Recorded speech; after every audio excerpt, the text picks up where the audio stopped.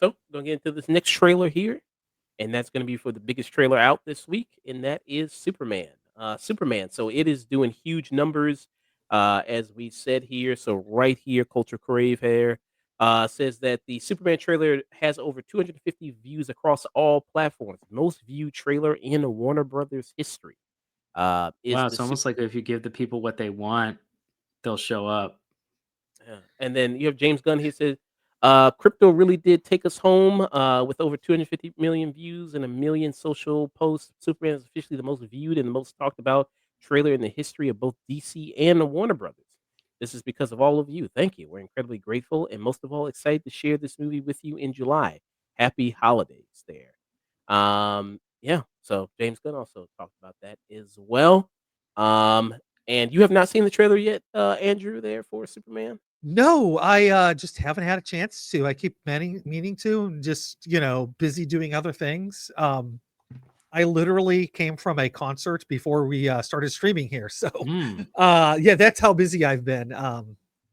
It's just ridiculous. But no, I've been wanting to. I've seen some of the pictures, I've seen the stills, Okay. and I have some thoughts of the screenshots that I've seen, but I have not seen them in context, so I don't. I can't really. I don't feel like I have the best judgment on those stills that I've seen. Well, let's give you some context. Let's play this trailer here Yes. and give you some context.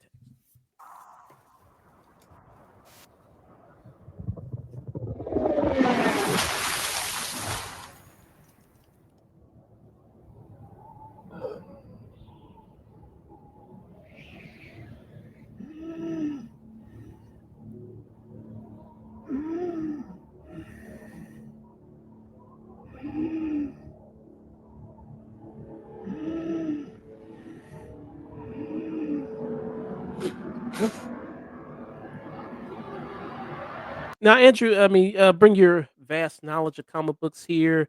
Um, I only know kind of a couple of people that can do this to Superman. And we're gonna see later in the trailer here some of the stuff that he fights in there. Just off rip, what do you think? This I mean, yeah, there are people that can kick Superman's ass because Superman is not a fighter, and that's the thing. Like, he goes up against say, somebody like Darkseid, who's a much more powerful character, but actually is a trained fighter. Superman is at a disadvantage. Superman may be stronger and more powerful in other ways, but because it's a better fighter, he can really put the hurt on Superman. So, I'm not always surprised when I see him. I love it when he gets to fight somebody who's a physical challenge to him, because Mm. that creates a certain tension that you don't necessarily get when he's just dealing with, say, Lex Luthor or some other character.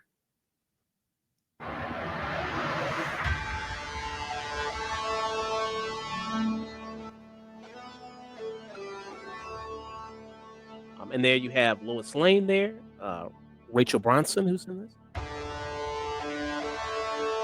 Kind of more of a heavy metal Superman thing. Yeah, yeah, but it's a throwback to the original. It's like Hendrix.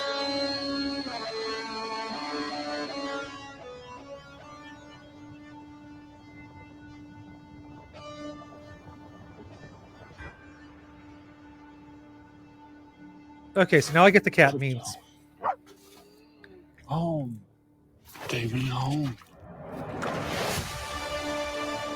And people were loving this shot right here. Him with the little girl. People were really loving that shot. That's God straight out forbid of a he save comic, right? anybody. Oh, we say Dusk? God forbid he save anybody. Yeah. Yeah, but people, yeah, but loving that shot. I mean, people want good heroic Superman there. It's just a great slow motion shot there. Henry Cavill, I don't remember saving anybody. He saved Lois. Okay, fair enough.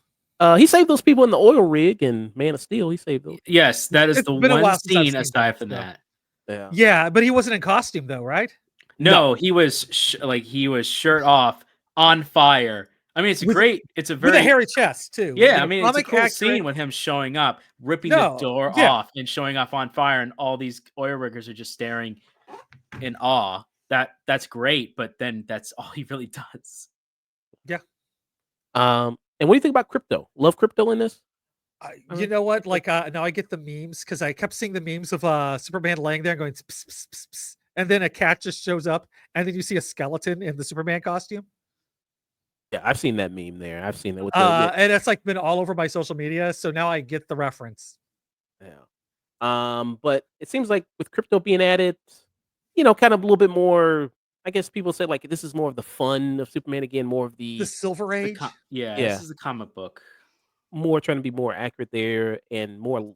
I'd say not lighthearted, but more aspirational there. More Yeah, Yeah, Superman is a great character when you're doing something interesting with him. But he's also he's a tough character at the same time. Like I don't envy anybody who writes Superman because there is there's a certain level that you have to kind of achieve to get it good. And I mean, there's been plenty of bad Superman stories. So I'm actually excited from what I'm seeing here is because they're getting the little things right. So if they're getting the little things right, the big things should be easy then. yeah. It'd be funny if they had The Rock come back and voice crypto again, like he did with Super Pets oh again. god. Home. Take me home.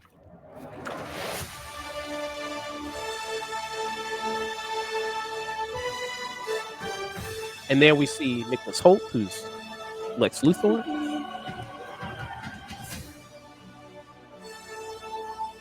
Superman. And people also love that shot as well with the little boy there, holding up the Superman flag there. And this is a fictional country in the DC universe there that There's a they're lot of them. Yeah. Brakova, I think. Yeah, Is Krakova. Yep. So Okay. Krakovia is one of the biggest made up DC areas, countries. Although I have It's to say, when I was really reading comics, it was there was it was like a weird combination between Kuwait and Iraq. mm, Was the and I don't remember like the exact name of that country, but they specifically created it because of the Gulf War. I think okay. isn't that Krakovia? Uh, Yeah. Well, they say in it the ended with a Q. That's what I remember about it. Oh, I think I know what you're talking about. Yeah, they did make that around there. Krakovia is older, but Yeah. yeah, they have. It's just also yeah, each one has their own. Krakovia's been used in a lot of works in DC. One of the more famous ones in the Justice League animated show and other animated. Krakovia showed up quite a lot. They've had a lot of various different people. Vandal Savage ruled over it for a little while as well, or tried to Yeah. marry into the family and took over it for a while in one of the two parters. Yeah. So in I don't the know which country this one is. fictional DC geography universe here. So this is supposed to be in Eastern Europe. I guess is where this country's supposed to be, like in If it's Europe. Eastern Europe, it's Krakovia. Yeah. Superman. Damn. I mean, like that's doing anything to him. Yeah, it's like I said, $1, bitch. Yeah, like Can't you see he's just hungry? Here you go, sir. A nice sandwich for you. See? I said $1, bitch.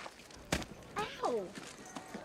I wonder what that is. Some soup? Is that tomato soup? Was it? It's a can full of something. Yeah. So you got this. And what do you think happens right here? So it's kind of it's not really, it's a teaser trailer that you kind of got going on. So we're gonna get probably another trailer that's gonna be a story trailer, more fleshed I out mean, here. I'm sure he tried to do something. He looks battered. He looks a bit battered and hurt. He looks more. His suit's hurt more than him. Probably just tried to save something. Yep. Maybe he's year one Superman, so he's trying his best, and he doesn't quite save everyone as much as he wants. Maybe he saves people, but the collateral is huge, and so people are upset about that. There's various reasons why they would be upset Yeah, or and if it's a year one distrustful. Superman, like it's easy to see where he's going to mess up, and people aren't necessarily automatically going to be on his side. You know, it's different Mhm. than the TV show Superman and Lois, where like Superman's been Superman for like what 15 years, 20 years at this point. Yeah, almost 15, 20. He's been doing it a Yeah, while. Yeah. But this, yeah, good crowd shot here. Got some good faces. This woman in the back, like her mouth is wide open. Like Yeah. she going for it here. I like this dude right here to the far left. His arms are just crossed. He's just disappointed. He's like, I'm just so disappointed in you, Superman. You Probably could've-" midway. People were because from what we understand in the story so far, it's him showing up in a world that already has quote unquote superpowered individuals, but a lot of them do their own way, or they're owned by corporations, or they work with them and they take money and monetary, and then some of them just straight up kill and just take down criminals or abuse their power. And he's the one who shows up, and it's like, I'm not going to kill anyone. I'm gonna do what I believe is right, and he's like one of the most powerful heroes. So he's just kind of this beacon of hopefulness. So we'll see. I don't know. Yeah. And we're gonna see some of those superpowered Mhm. individuals in the next couple seconds here. And then there you go. The man with the fucked up cut Yep. is we got Nathan Fillion who shows up. There's Guy Gardner. The wig is highlighted. I think that's the biggest problem with it. If it's too much of an extreme, but his hair's more accurate to comic book. Mostly, yeah. They got the ball. Never. And he's got a vest on too. Like that's what the thing that kind of separated him visually, because when he first showed up, he was just basically a blonde Hal Jordan, and they slowly developed him. There's been like so many different origins. Like one point, he was a dick because he had brain damage, which was the stupidest idea. But like originally, he was like a school teacher, and he was more worthy of the ring than Hal Jordan. But Hal Jordan was closer, so he got the ring. But like I like the fact that he's like Hal Jordan but pretentious, and Guy Gardner is a good guy. He's just can be an asshole about it sometimes. Yeah. Hunter from the Real Pineapple. Hey, thanks for joining us, Hunter. He says a ton of Justice League influence. Huge thing no one is pointing out is Lex having the gun that could tie to the bullet blood sport almost killed Superman with, since the Suicide Squad is canon also. Um, okay, got that. And then Hunter also mentioned Dusk is correct. Bravovia is also there. And then, hey, how's it going there, Koo? Koo said there, I don't know about that on this Superman. Honestly, I only saw this as some kind of reboot on the OG Superman, Scoutboy kind of hero instead of edgy there. Um, and this is James Gunn Mhm. directed Superman. This is him doing his thing in this. This is I wouldn't say not technically the first in James Gunn's universe because Suicide Squad counts as the first one, right? Or His Suicide Squad does, and then he did the Peacemaker. Peacemaker, and Yeah. then now Peacekeeper. this Peacekeeper, Uh, whatever. Peacemaker, Peacekeeper. Yeah. Pacemaker. Anyways, Yeah. those two properties, and then this is technically the first movie in it, but those are the two start of his. He's kind of mostly throwing out I don't know. He said he's throwing out, but keeping some stuff. So we don't know. It's probably going to be a horrible mismatch. Yeah. Hunter said the Suicide Squad is canon, so yeah, those are So two is of Creature Commandos. Creature Commandos, which is on Max right now. I haven't started that yet, but I was going to after I got through some other TV shows. That's fine, honestly. It's not even finished. They've only showed some of the episodes. Yeah, I hear that's people fair. like it. People enjoy it. People seem to really love the robot. People really like the robot. So in that. So yeah. But Guy Gardner here, and we're gonna see some other heroes. You have Hawk Girl who's behind him. Hawk Girl was also in Black Adam, but I don't think they're no, she wasn't. That was The Hawkman. Hawkman. Yeah. Yeah. But No, this is most likely. I think this is Shaira, Hawkgirl. I don't know. Maybe not. and Might I be think another. Elizabeth Merced is playing Hawk Girl in this. Okay. Her human name is Shire. I only know that because of the animated series. She might be playing a different Hawk Girl. There's like different Hawkmen. 47 different Hawk Girls. Yeah, too. Like it's and all then over the place. they're like different continuities of the various character of the same character too. Because DC is confusing. Yeah, comics in a nutshell. Yeah, but Nathan Fillion, a frequent collaborator with James Gunn, has been in many of his projects. And he's been wanted. Yeah, people have been wanting him to play Green Lantern for years. I mean, before the Green Lantern movie came out with Ryan Reynolds. Ryan Reynolds, yes. Thank you. He was like the person people wanted to see play Hal Jordan. Yeah. He's a little too old to play Hal Jordan now, but like he'd be great Guy Gardner. So I'm here for it. Well, they casted Hal Jordan. It's going to be Kyle Rayner, who's going to be Hal Jordan in the TV show, the Green Lanterns TV show. Wait, Okay, wait. so wait. Go Those are step two back. Green Lanterns. Yeah, so Green Uh, Kyle Rayner is the I mean, Third. I'm sorry, the actor, what's his name? The one who's in Friday Night Lights. Um, that actor, the main actor from that show, he's going to be Hal Jordan in the TV show. Okay. So, because they casted Aaron Pierre, who's also going to be Jon Stewart, who people know he was in that movie there on Netflix. And so, yeah, so it's going to be that guy. Let me see what his name is real quick, but let me play this trailer. Kyle Chandler. Kyle Chandler.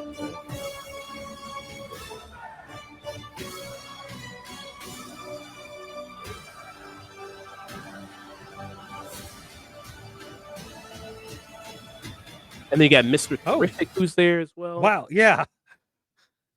Who they said that James Gunn said he's going to play a really big role in the movie, Mr. Terrific. I remember the first time I ever saw Mr. Terrific was when they killed off Superman. Like I didn't know the Justice League because they were kind of it was like just after the good period, and it was a bunch of like second-rate characters for a while, and I just like, who the hell is this guy? And why does he look kind of goofy? But I kind of learned to love Mr. Terrific. So Yeah. And we can go back a little bit more here.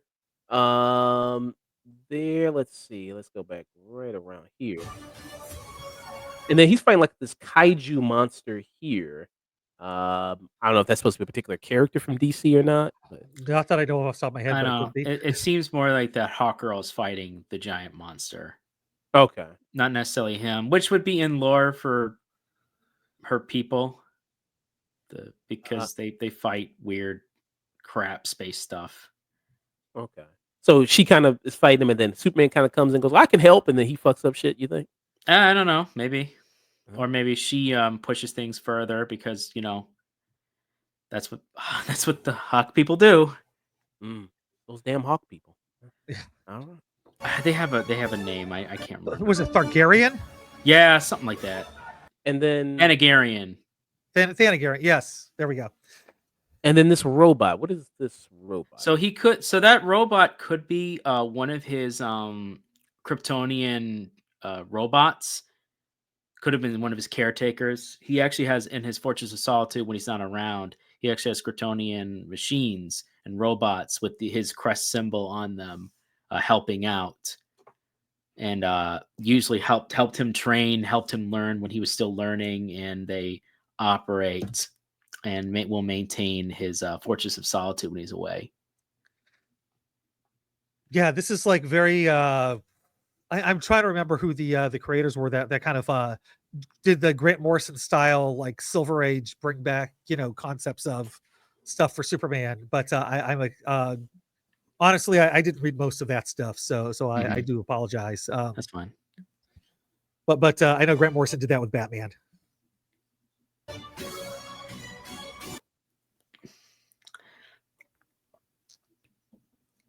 Do we know who that is? Metamorpho, I think. Okay, so they're not doing the split face. No, but he's got purple on the purple on the one side, and so that's my best guess would be Metamorpho. Oh yeah, I like the actor who's cast as Metamorpho. That could be him. With a lot of makeup because he was Mr. Zaz, if I remember correctly, in Gotham. Oh, way back when, yeah. He's absolutely great. He was in what was that HBO show which just recently ended? But yeah, no, he's a great TV actor, and I'm glad to see him like jumping onto the big screen because he's really charismatic. So I'm excited to see him here. Yeah, Barry was that show. Barry, yes. Really great in that.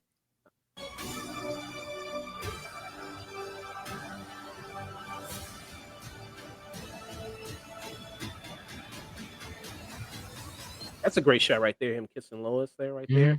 I mean, that was also done in I think what is it, Man of Steel, but that was like when the apocalypse happened, and there was like, no, they're in a mall. Yeah. At least there was that. So they're in somewhere that's not the whole world doesn't look like it's blown up around them. So there's that.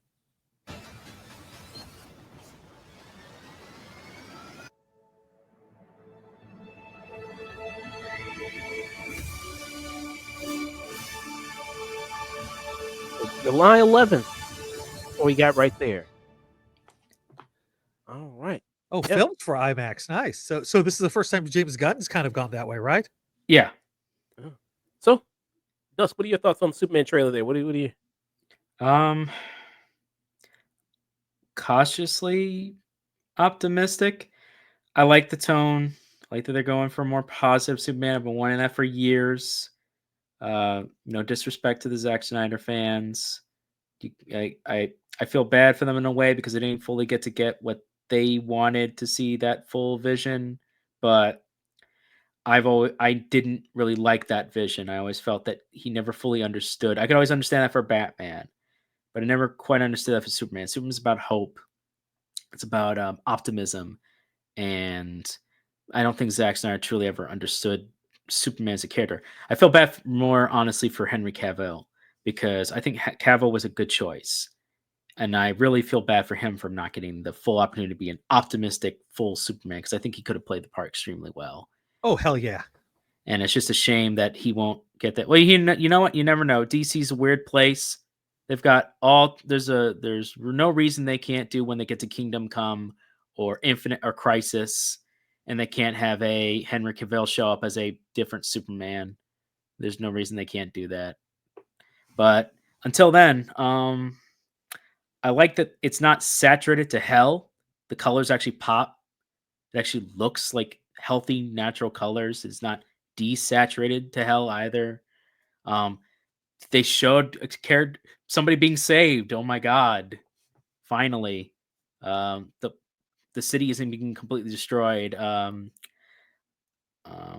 There's no blue light going up into the sky. Yes, there's no blue light going up in the sky. Hunter for Real Pineapple podcast also said it when she was fighting the beast. Yeah, the Sun Eater, and that does have ties to All Star Superman, which, yeah, I could definitely see as a big influence. Yeah, I know they're actually adapting that at some point. Yeah, I wouldn't be surprised. As a separate film, not as this, because I mean, Yeah, because spoiler for All Star Superman, he dies at the end. Yeah, and probably one of the most glorious ways you can have a hero die. Yes, it's a phenomenal book, and if you've not ever read it, and you've never read a Superman book, like that's the place to start right there. There are 5 top books, I would say, for Superman as a whole. Alan Moore's Whatever Happened to the Man of Tomorrow, Kingdom Come, All-Star Superman, and I'm trying to think of other 2 really good ones. There's Whatever Happened to Truth, Justice, and the American Way. Is that the one where he fought like the rip-off version of the Elites, the Authority? Yeah, that one. And then that's phenomenal. Then Superman versus the Elites. It just has that great moment where he's just like, "What's so wrong about truth, justice, and the American way? What's so wrong about doing the right thing?"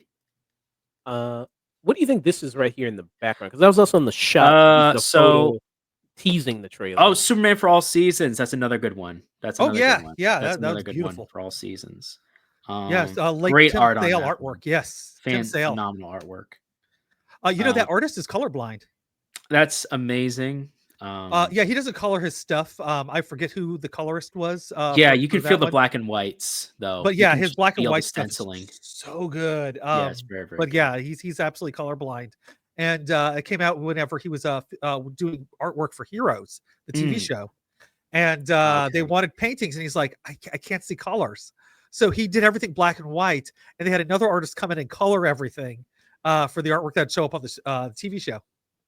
And he nails the inking. Like when it comes to stenciling and inking, he really nails it. But yeah, the image in the background for that alien creature, most likely also a different kind of a Sun Eater. Now it could be Gora, which was tied to All-Star Superman since they fight in that.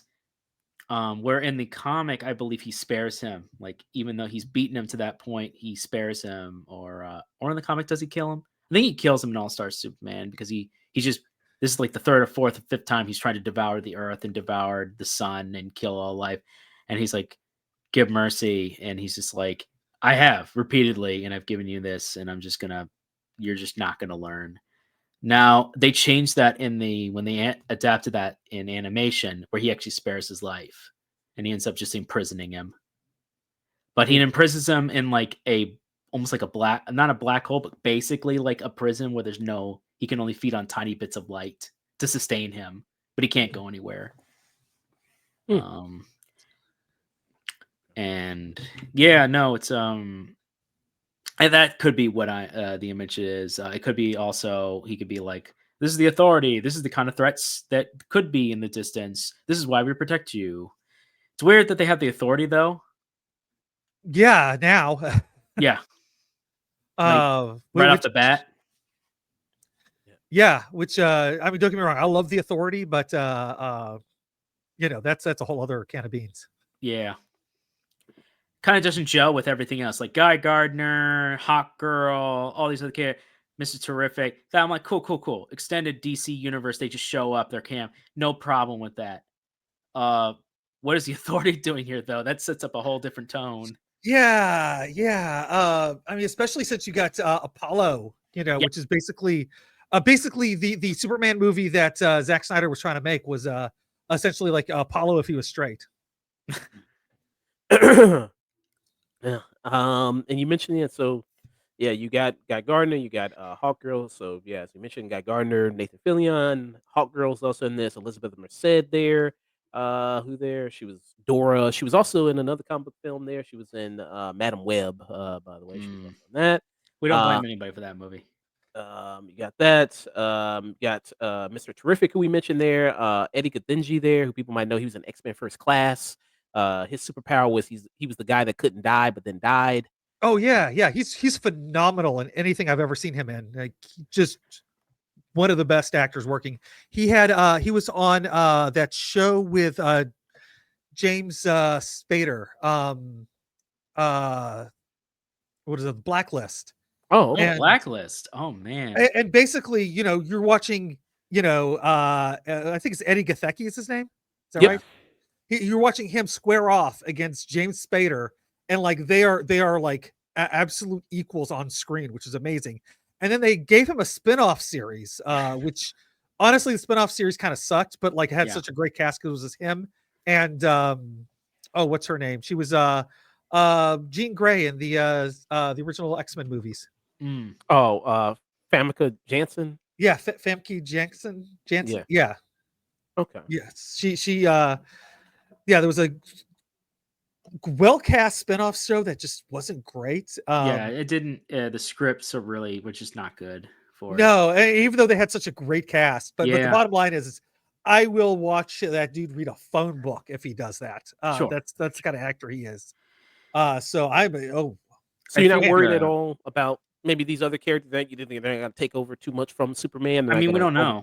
I mean, it's James Gunn. He knows how to balance things out pretty well. I mean, like, I just rewatched 2 of the Guardians of the Galaxy movies earlier this year. And he can take a large cast and make it work and give everybody like a moment to shine.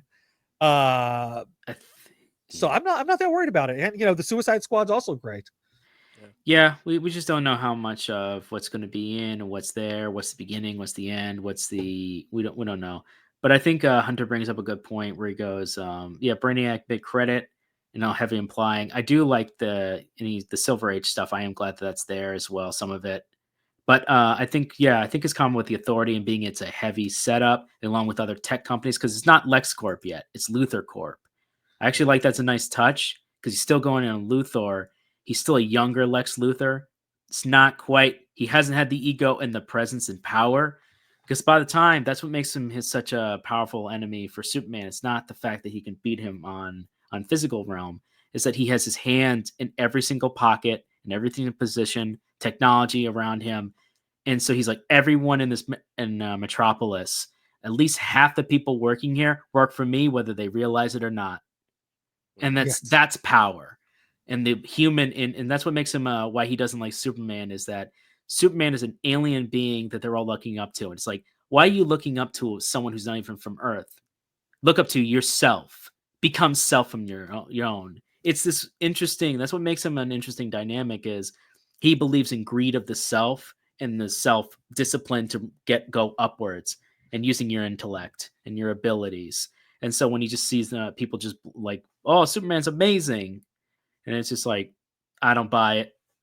Yeah, no, it's exciting to actually have like a smart, competent Elon Musk as a villain.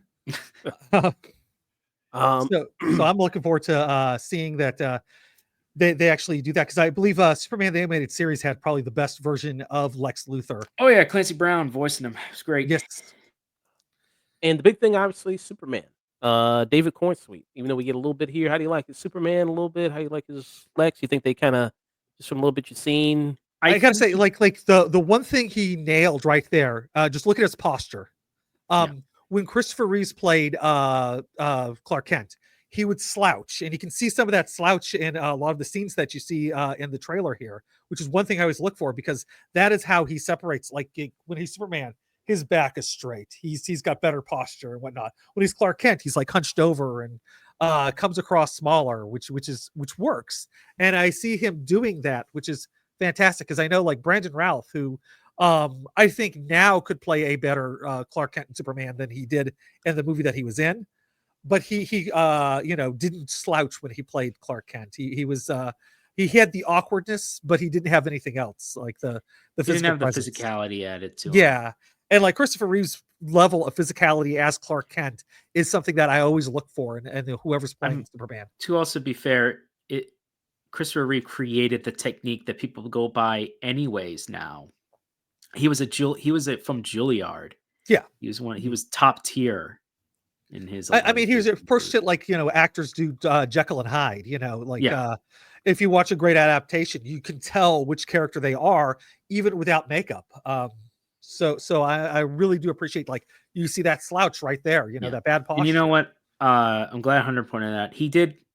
Brandon Routh did redeem himself in a lot of ways. He did play a good Superman in Crisis on Infinite Earths. Absolutely, and I think there's he's a young actor at the time. That was like his big first starring role. His first big role. It takes a while to learn these things. So as I'm hopefully optimistic about the Karate Kid, I'm hopefully optimistic about this guy, and I would like to be proven right about my optimism. So July 11th, Superman coming out. Awesome Stuff there.